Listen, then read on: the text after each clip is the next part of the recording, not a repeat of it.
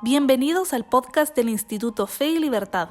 En este espacio conversamos con expertos y analizamos posturas sobre economía, religión, libertad y más. Bienvenidos a un nuevo episodio del podcast del Instituto Fe y Libertad, un espacio para reflexionar sobre las ideas que sostienen nuestra cultura y que dan forma a nuestra vida en sociedad. Hoy conversaremos sobre un tema fundamental para comprender la relación entre derecho, moral y libertad, sobre la tradición del derecho natural y su vigencia en el mundo contemporáneo.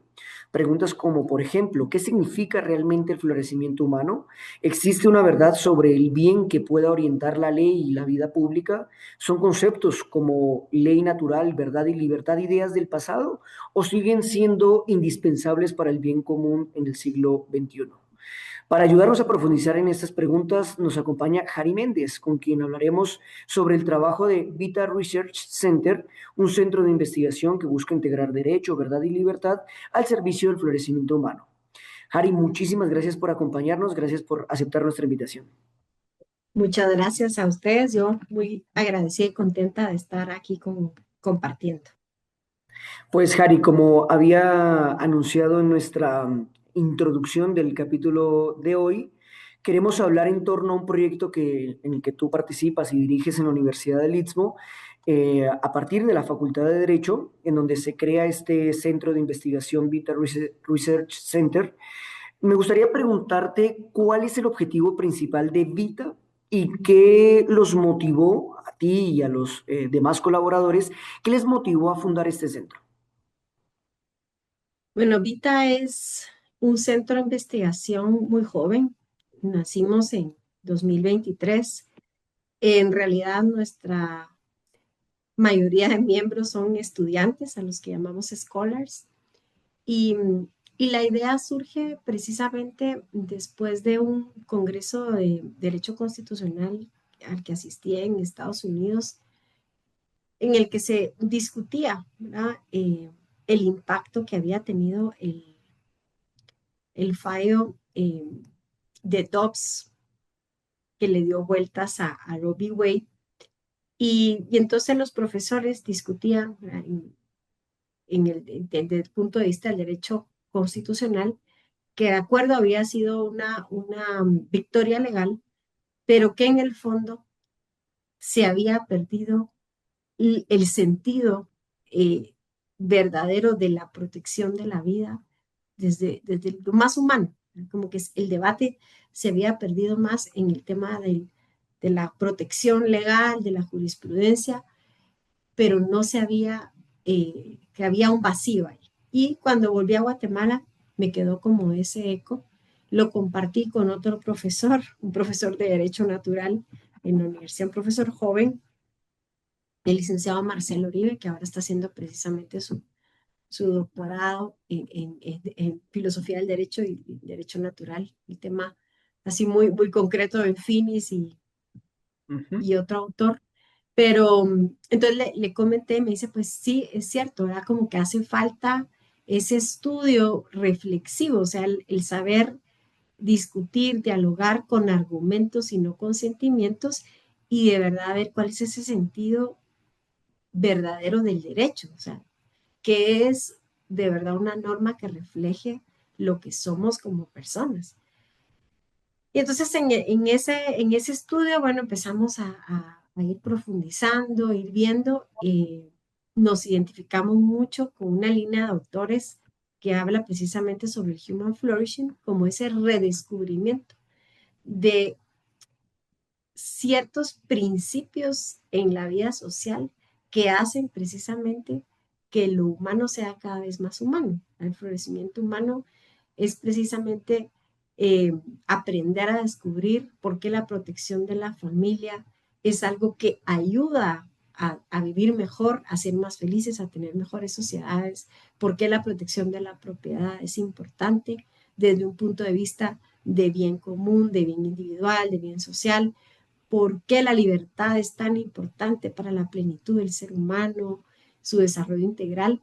Y entonces en esa línea fuimos pensando cómo enfocar esa investigación y cómo trabajar sobre todo para que a través del diálogo y del estudio los estudiantes y profesores nos empezáramos a plantear ese redescubrimiento del derecho natural y cómo es algo tan cercano, pero al mismo tiempo tan olvidado. Y entonces surge el Vita Research Center, que tiene por objetivo pues el estudio del derecho natural, precisamente para acercarnos, ¿verdad? A repensar todas las instituciones para alcanzar ese florecimiento humano. Más que todo va, hice un resumen así, pero va por esa línea. Entonces nos basamos empecemos con John Finnis para tener a través de los 7 bienes básicos unas líneas de investigación claras que permitieran a todos identificarse con algo en concreto que tuviera ese nexo biográfico que le ayudara a hacer de la investigación también un trabajo apasionante. Entonces, por ejemplo, hay estudiantes, uno de los bienes básicos es el ocio. Entonces, hay estudiantes que están en el ocio y han surgido cuestiones interesantes. Por ejemplo, ¿por qué el tráfico vehicular, ¿verdad?, está afectando mi bien básico del ocio? No sé, o sea, ellos empezaron a plantearse así, luego pues Ujú. otros, pues ya un poquito más eh, profundos, ¿verdad? En la vida, la estética, y bueno, fuimos enfocando y hemos estado trabajando, estudiando, nos reunimos una vez al mes, estudiamos temas con los estudiantes, invitamos profesores y vamos viendo, estudiando el libro de John Finnis y también algunos temas de actualidad en los que previamente hemos tenido como un contexto, ¿verdad? Super, Harry, gracias por ese resumen ejecutivo y bueno, pues por extendernos buena parte de lo que ustedes han venido trabajando, el origen de Vita, sus objetivos o sí, ese proyecto que vienen trabajando eh, tanto docentes como estudiantes, que lo hace mucho más enriquecedor y más, no sé, próximo a la vida estudiantil, ¿no? Ahora, tú mencionaste algunos objetivos que se intentan discutir en sus reuniones o el texto que hace parte, ¿no?, de sus conversaciones. Y es que creo yo que muchas personas hablamos de florecimiento humano, como tú lo acabas de decir, ¿no? A todas luces es algo que, si bien deseamos, pocas personas pueden definir el concepto de florecimiento humano. Eso tiene que ver, además, no sé, con el bienestar integral, multidimensional de la persona humana, pero la persona a su vez es compleja, ¿no? No somos solamente entes físicos, Ujú. materiales compuestos por átomos y células. Entonces, la pregunta, Harry, aquí sería, ¿cómo definirías el concepto de florecimiento humano a partir de todo lo que ya nos has venido exponiendo? Bien, es una muy buena pregunta porque además alrededor del término florecimiento humano uno puede encontrarse con diferentes perspectivas. En el mundo intelectual, eh, uno puede encontrarse incluso con un tema de florecimiento humano en algunas corrientes de pensamiento totalmente antagónico al que nosotros estamos identificados. ¿En qué sentido? Bueno, se habla, tú lo dijiste muy bien, desde una perspectiva multidimensional, porque también se habla del florecimiento humano en el carácter, por ejemplo. Hay toda una tendencia desde el punto de vista de la psicología, pero cuando nosotros nos referimos al human flourishing, lo estamos viendo desde una perspectiva en que la integralidad del hombre y su desarrollo pleno, o sea, como el, el- la plenitud del ser humano. O sea, cada uno de nosotros, por sentirnos identificados con algo que nos es de todos los días, tenemos un sistema operativo, así como Windows, ¿verdad? Tenemos un código ontológico. Entonces, mientras nosotros más nos acercamos a ese código ontológico, a ese sistema operativo, crecemos en humanidad. Esto nos suele pasar cuando conocemos a alguien y decimos, ay, ¿qué tiene esa persona? Es que es tan humano, ¿verdad? Pues resulta que es que esa persona es una persona que tiene muchas virtudes, que destaca porque es una persona que definitivamente tiene unas características que la hacen admirable. Y no tiene que ser precisamente en algo eh, de qué hace, sino en algo como es o qué es. Entonces, cuando nosotros hablamos de un florecimiento humano, es ese redescubrimiento en las instituciones que hacen precisamente que la sociedad sea una sociedad cada vez más humana. Y en esto me voy, aunque parece una definición así circular, voy a tratar de explicar a qué me refiero con cada vez más humano. Ujú, Cuando nosotros tenemos el concepto de ley, pensamos limitación, prohibición, pero en realidad, como decía Aristóteles, las leyes tienen un valor pedagógico. ujú, Establecen unos puntos de orientación que nos ayudan a todos los miembros de la sociedad a alcanzar nuestro bien individual, y nuestro bien individual no puede estar separado del bien social, porque en ese código ontológico que tenemos somos seres individuales y al mismo tiempo seres sociales. Y necesitamos de los demás para nuestro desarrollo pleno, porque solitos nosotros nos damos cuenta que somos seres limitados. No todos tenemos las mismas capacidades y también somos seres finitos. En algún momento perdemos fuerza o en algún momento dejamos de existir. Necesitamos de los demás. Ese florecimiento humano habla precisamente de que necesitamos restablecer todo aquello que dentro de la convivencia de la sociedad contribuye a ese desarrollo individual y social. Entonces, no solo se trata de prohibido tirar basura, no. ¿Por ujú, qué la conservación del medio ambiente contribuye a mi florecimiento humano? ¿Cuál es el impacto de cuidar la naturaleza desde un punto de vista individual y social? ¿Verdad?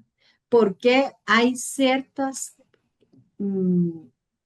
aspectos de la vida de todas las personas que son indisponibles, o sea, que no pueden tocarse? No pueden tocarse porque eso no construye la felicidad humana, sino que lo que hace es retroceder y generar totalmente lo contrario a lo humano, a lo racional. Entonces, el florecimiento humano va hacia esa racionalidad del hombre, o sea, va a promocionar, a fomentar y a entender una comprensión de la vida social que hace que todos alcancemos el máximo de nuestras posibilidades en esa singularidad de cada miembro de la sociedad. Entonces, es un aspecto más integral, pero sobre todo nosotros lo vemos desde el punto de vista del derecho. O sea, el derecho lo que genera es una apertura, ujú, pero esa apertura pasa por instituciones que efectivamente hagan que cada uno de nosotros crezca en humanidad. Cuando las normas jurídicas responden a deseos o intereses y no a la naturaleza del hombre y a lo que verdaderamente hace justa la sociedad y al hombre mismo, entonces hay un retroceso. Y eso poco a poco lo que va haciendo es que va marchitando a las personas. ¿Por qué? Porque no genera humanidad, no nos hace crecer en humanidad.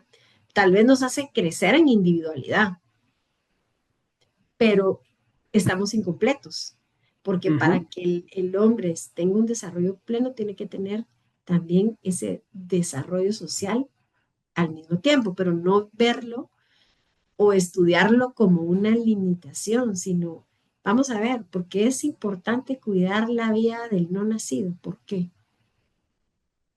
O sea, y entonces en esa reflexión, en ese pensamiento, se va generando toda una sociedad que lo que hace es ir tirando hacia la racionalidad, hacia la humanidad, hacia ujú. la sostenibilidad y hacia que todos los miembros de la sociedad vayan alcanzando su plenitud individual con la ayuda del desarrollo social que le acompaña. Ahí está el florecimiento humano, así lo entendemos nosotros, ¿verdad? Súper.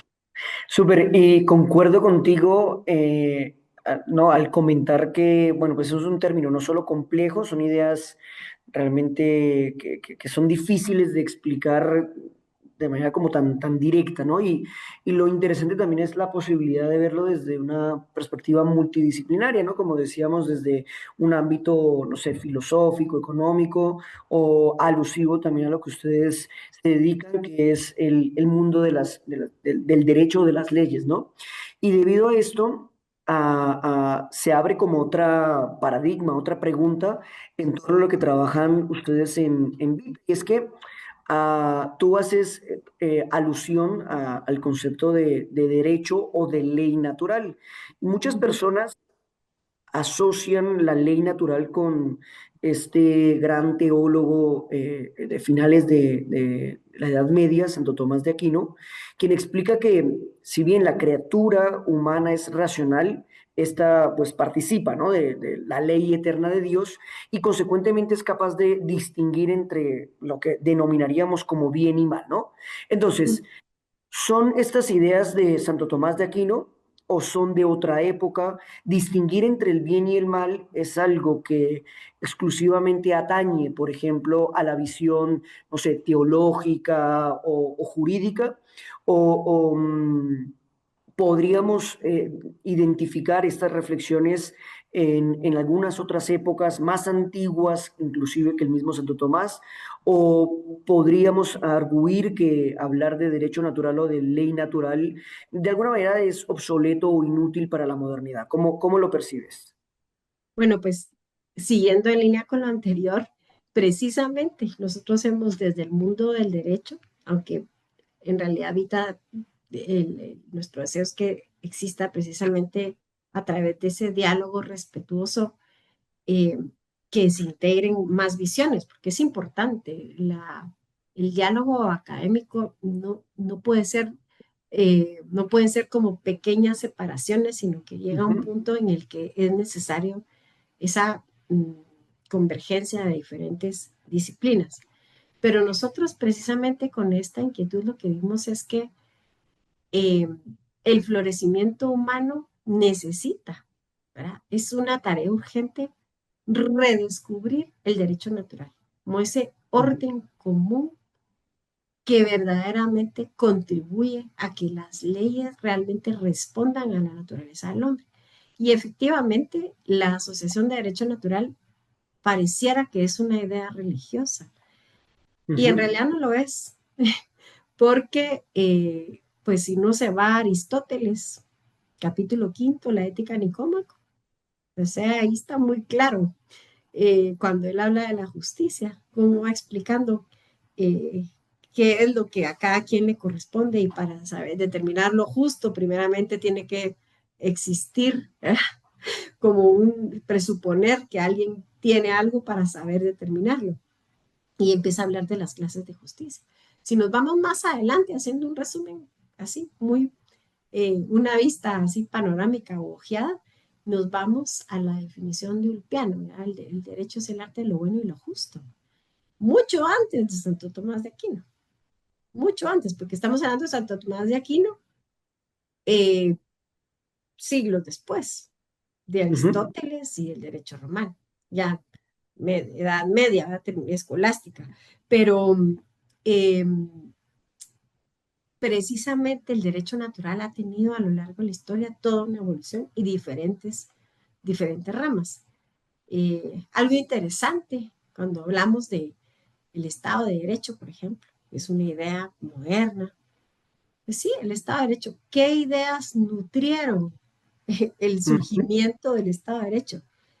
El justnaturalismo racionalista, ¿verdad? Porque dentro del naturalismo también hay corrientes, pero ya es naturalismo al fin, ¿verdad? O sea, se creía en ese derecho natural, ¿verdad? Claro, aquí le daban como punto común de encuentro la razón, ¿verdad? La propiedad de la razón del hombre. Luego vemos que esa concepción también se fue vaciando de contenido, etcétera. Uno puede ver toda la evolución, pero vemos a lo largo de la historia del pensamiento jurídico diferentes acercamientos a la edad, y no necesariamente de personas asociadas con la religión, aunque por supuesto, sí, Santo Tomás de Aquino tiene un estudio, ¿verdad? Una suma teológica muy Ujú. interesante, que de hecho la cuestión 94 de la Suma Teológica es donde John Finnis surge, digamos,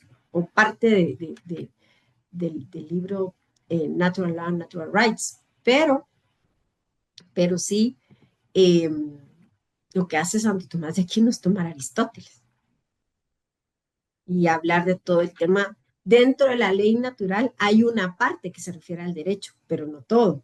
Ajá. Al principio del podcast tú hacías referencia a que hay deberes morales, jurídicos. Efectivamente, dentro de la ley natural no todo es derecho.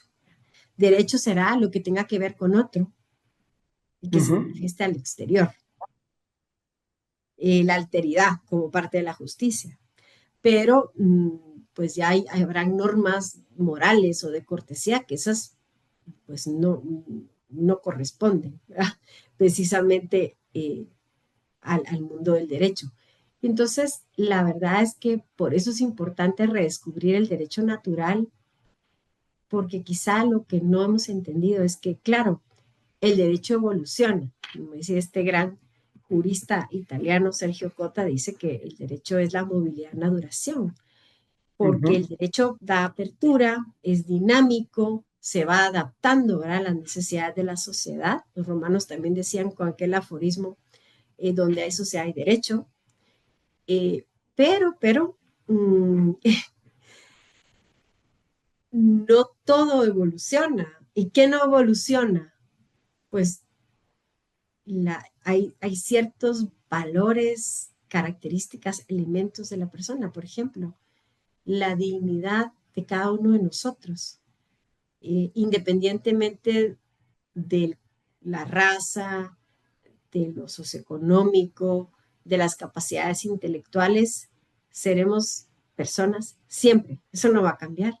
Entonces, uno de los indisponibles es el respeto de cada persona, Ujú. la consideración y respeto de cada persona. Igual consideración y respeto, como decía Dworkin.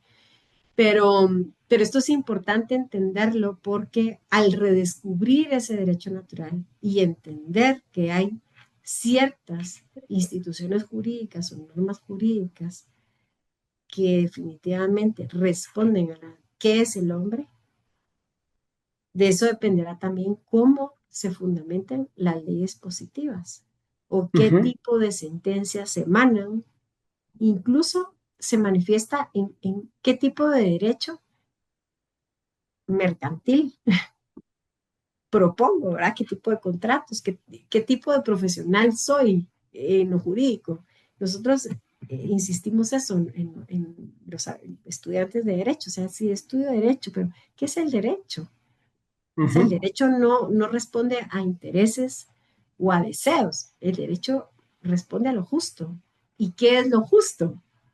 Es aquello que realmente se corresponde con lo que es el hombre, como un ser de naturaleza racional, libre, y porque es libre es responsable de sus actos. Entonces tiene una serie de connotaciones interesantes, pero que son, o sea, esto lo puedo hablar con un judío, con un musulmán, con un mormón, y no necesariamente es una cuestión religiosa que solo atañe, por ejemplo, pues de Santo Tomás de Aquino y a una profesión religiosa concreta, sino que el derecho natural es para todos y podemos pensar en esa universalidad del derecho natural que precisamente se ha perdido. A veces se piensa que son generales. Sí, algunas leyes son generales, pero otras son universales porque Ujú. no admiten excepciones. O sea, la generalidad es una mayoría, la universalidad son todos. Y eso también es algo de derecho natural. Ahora, con esto último que mencionas, Harry, me venía construyendo como una pregunta que es, a ver cómo te la planteo. Sabemos que en el ámbito, digamos, académico actual, como tú lo expones, Yo creo que especialmente en ciertas como corrientes del derecho, de la filosofía, de las ciencias sociales, la idea de ley natural suele como generar resistencia, ya más o menos lo hemos expuesto, ¿no? Algunos inclusive la consideran como una propuesta metafísica difícil como de sostener en un contexto marcado por pluralismos culturales, como tú lo mencionabas, o podríamos llegar a decir en espacios de un relativismo moral exacerbado, ¿no? Entonces, otros podrían, no sé, asociar a la ley natural exclusivamente con tradiciones religiosas y por eso piensan que no se puede tener un lugar legítimo, ¿no? En el debate público secular. Entonces, además, por ejemplo, el positivismo jurídico, digamos, tú lo mencionas, ha influido fuertemente en la formación de juristas, de abogados, promoviendo la idea de que el derecho debe entenderse únicamente como un sistema, pues, no sé, de reformas creadas para autoridades como concretas o competentes, ¿no? Sin necesidad de recurrir a fundamentos morales religiosos, por poner algún nombre.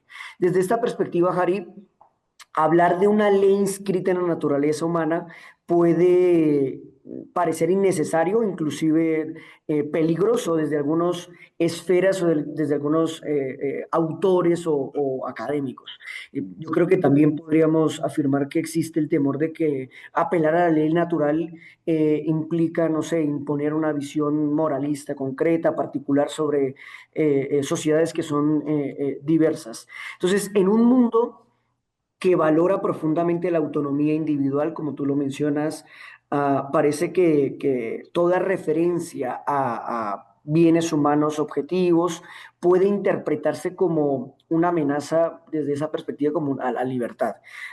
Este rechazo, te pregunto, Harry, producto de una crítica a la tradición del derecho natural, o más, es una crítica a la tradición del derecho natural, o más bien como que podría dar malos entendidos sobre lo que realmente propone la ley natural. O sea, podría ser que incluso quienes la rechazan sigan apelando implícitamente a principios que presuponen una noción de bienes humanos básicos como la igualdad inherente.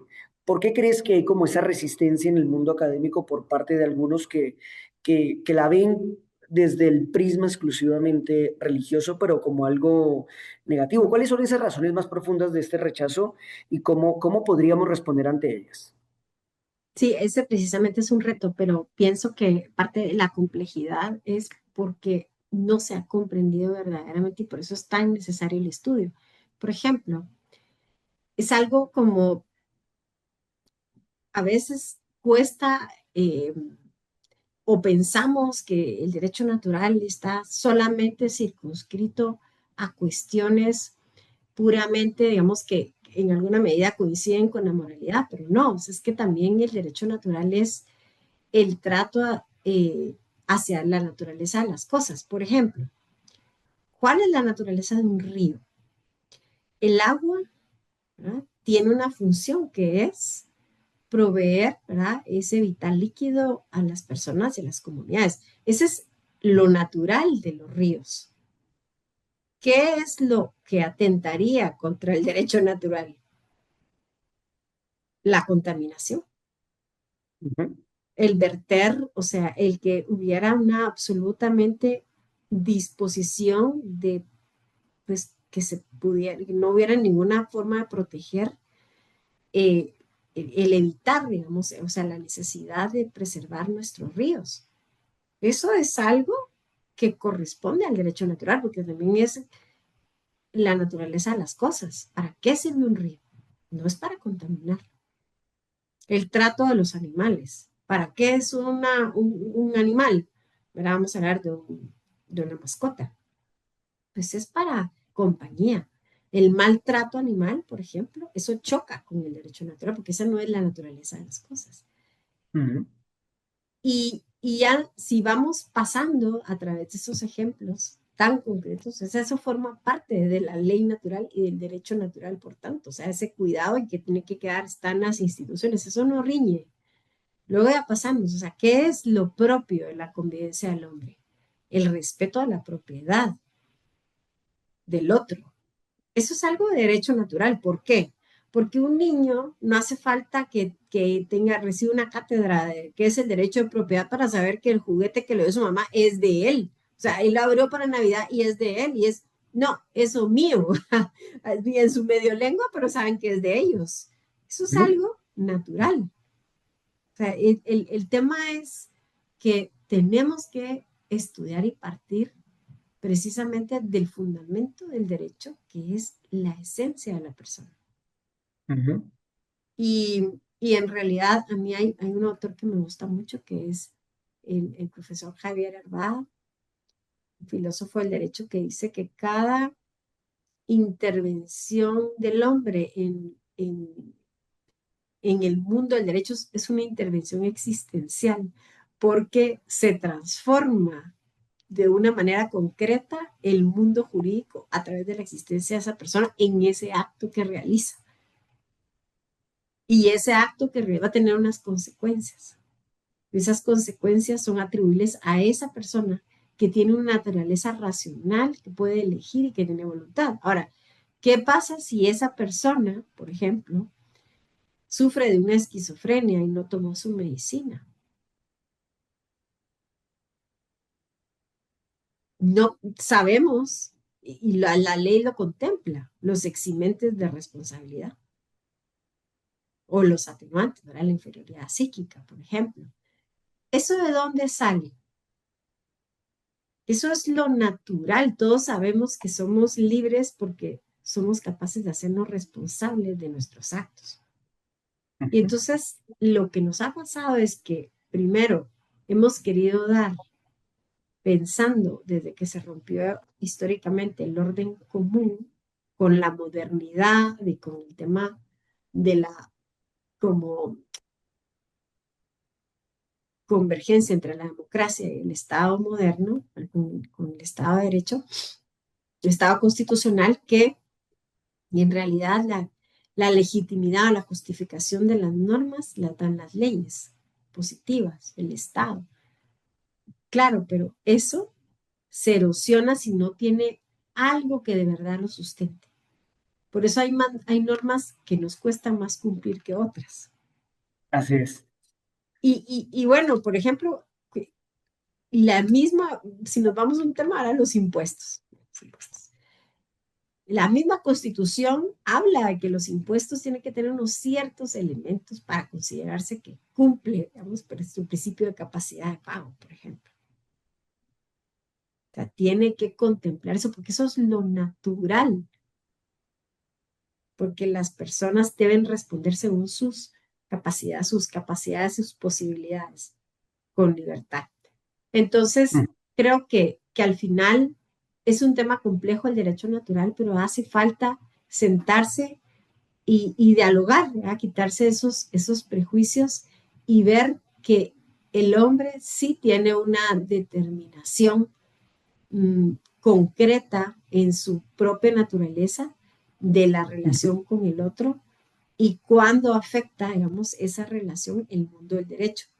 Porque claro, o sea, hay nuestra relación como seres sociales, no todo pertenece al derecho y pues, sobre todo tampoco pertenece al mundo del derecho natural. Claro. Vamos a decir algo, bueno, el respeto el respeto a nuestros mayores. Eso es una norma moral, social. ¿Es jurídica? No. Pero si yo vengo y lesiono a una persona, ahí ya le interesa el derecho. Claro. Pero no porque me lo diga una norma, una ley, sino porque lo propio del ser humano es el respeto y aún más el respeto a la integridad de cuando se trata de personas mayores. Entonces, como que esa parte, por eso no nos debe dar igual cuando hay una norma que atenta contra lo que es natural en el hombre, no nos debe dar igual, porque Ujú. de Claro. alguna manera eso genera un retroceso y estamos permitiendo que nos gobiernen leyes que no nos conducen a crecer en humanidad, sino a dejar de tener esa referencia de un ser con racionalidad y con libertad y que por tanto es responsable. Pues, Harry, realmente interesante la conversación contigo y el tiempo juega en nuestra contra. Ya estamos llegando a la conclusión de este episodio, de este podcast, pero me gustaría hacerte un par de preguntas para finalizar. En primer lugar, que nos puedas contar brevemente qué actividades desarrolla Vita y qué recomendarías a nuestros oyentes interesados en estos temas. Bien, pues en Vita lo más importante para nosotros es que eh, somos un centro de investigación que prácticamente es una comunidad tenemos miembros asociados también y nos dedicamos a estudiar y dialogar. Tenemos un calendario de actividades que van desde una conferencia o una clase. Por ejemplo, la primera que iniciamos fue precisamente estudiando la cuestión 94 de la Suma Teológica de Santo Tomás. Mañana tenemos un almuerzo, no, sí, con un almuerzo con el profesor Rafael Domingo para hablar sobre el derecho romano y derecho global. Tenemos un annual meeting. Todos los años invitamos a un profesor eh, para que un keynote speaker, para que nos dé una disertación sobre un tema de interés para el centro de investigación y algunos de los bienes básicos que estamos estudiando. Y a lo largo del año también vamos teniendo ciertos proyectos puntuales además del estudio. Por ejemplo, el año pasado trabajamos una participación para la Corte Interamericana de Derechos Humanos eh, con referencia al amicus curiae presentado por el Estado de Guatemala para hablar sobre la democracia en el sistema de protección interamericano. Entonces nosotros hablamos de la democracia desde el punto de vista del derecho natural, porque parte de la solicitud del Estado de Guatemala era declararla como un derecho humano. Entonces nosotros lo que hicimos fue, bueno, ok, analicémoslo, analicemos cómo ha sido la democracia en el sistema constitucional guatemalteco, qué es un derecho fundamental y qué es un derecho humano, y cómo desde el punto de vista del derecho natural, o sea, realmente la democracia es un régimen de gobierno, puede categorizarse como derecho, o sea, cómo construye eso el florecimiento humano. Lo presentamos, haremos un esfuerzo por ir también a la audiencia que será en Brasil. Y ese también fue un proyecto importante que trabajamos durante todo el año con los scholars. Y la verdad es que la mayoría del trabajo lo hacen nuestros estudiantes de la Facultad de Derecho. Son 12 y cada quien tiene su tema de investigación. Asistimos también a congresos, a ponencias, trabajamos también publicaciones. Algunos han ido a Notre Dame. Fuimos también el año pasado a Madrid. Este año vamos a ir a Turquía a un congreso mundial de filosofía del derecho y una parte de un workshop sobre derecho natural donde vamos a participar. Y, y tratamos también de mantener mucha relación con el movimiento Human Flourishing, que sobre todo está en el Witherspoon Institute, que está liderado por Robert P. George, Christopher Tollefson, la profesora Teresa Colette y Sharif Kirkis, que son profesores que han ido liderando este pensamiento desde la perspectiva que nosotros pensamos que de verdad contribuyen a crecer en humanidad. Entonces tenemos un calendario así como muy variado, pero tenemos esa reunión al mes en la que ordinariamente tenemos un almuerzo con los estudiantes, vamos discutiendo un tema y también invitamos, y si alguien está interesado, pues pueden contactar al Vita Research Center, tenemos una página web y pueden asistir, o sea, estamos abiertos a que se puedan incorporar como miembros asociados. Qué interesante y qué buen trabajo el que vienen haciendo, Harry. Por favor, nosotros nos sumamos en lo que haga falta para que este proyecto siga como hasta ahora. Así que bueno, pues hemos recorrido hoy temas de enorme profundidad. Hablamos de ley natural, un tema bastante complejo, controversial, pero necesario de explorar.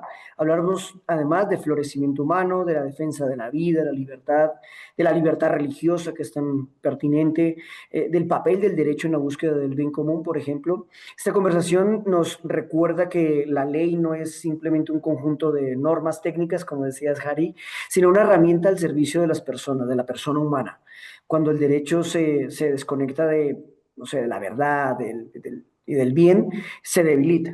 Pero cuando se reconoce desde la dignidad de la persona humana y su vocación al florecimiento integral, se convierte en un verdadero instrumento para la justicia. Así que, nada, agradecemos muchísimo, Jari, tu presencia, por acompañarnos y por ayudarnos a reflexionar sobre estos temas que son fundamentales y que siguen siendo un desafío a nuestra cultura, pues, contemporánea, ¿no? Muchísimas Sí. gracias. A ti, muchas gracias. Y bueno, pues gracias a ustedes por escucharnos. Los invitamos a compartir este episodio, a profundizar en estos temas y a seguir construyendo desde la verdad, desde la libertad, una sociedad orientada al bien común. Hasta la próxima, nos seguimos escuchando. Gracias.